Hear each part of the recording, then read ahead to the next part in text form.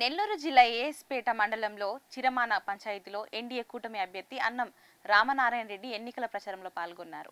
MP Vijayasai Reddy పరిశ్రమలో ఉత్పత్తి చేసే మద్యం విషపూరితమని ఆత్మకూరు టీడీపీ అభ్యర్థి అన్నం రామనారాయణ రెడ్డి పేర్కొన్నారు. ఎస్సీ ఎస్టీలను దగా చేసిన ప్రభుత్వం వైసీపీ అని ఆయన పేర్కొన్నారు. ఇక్కడ బెల్ట్ షాపులు ఉంటాయి. బెల్ట్ షాపులు అయితే లేకుండా ఉండవు మీ ఊర్లో.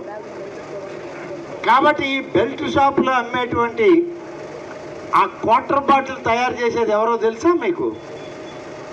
ఇప్పుడు వైఎస్ఆర్ కాంగ్రెస్ పార్టీకి ఎంపీగా పోటీ చేస్తున్నాడే విజయసాయిరెడ్డి, ఆయన ఫ్యాక్టరీలో తయారు చేసే మందు 13 రూపాయలకి తయారు చేసి 200 రూపాయలకి మీకు అమ్ముతున్నాడు. ఎంత చీప్గా వచ్చిందా అంటే దాన్ని ల్యాబ్కు పంపించాం, టెస్ట్ చేయించాం.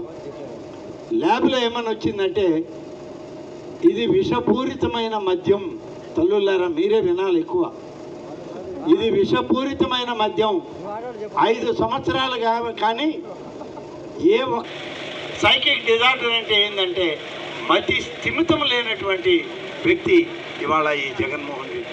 ఆలోచించకుండా ఇంకా ఇలాగే ఉంటే రేపటి తరం నిర్వీర్యమైపోతుంది.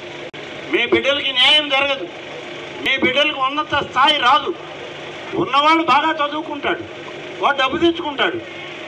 లేని వాళ్ళకే ఇవాళ ఇబ్బంది.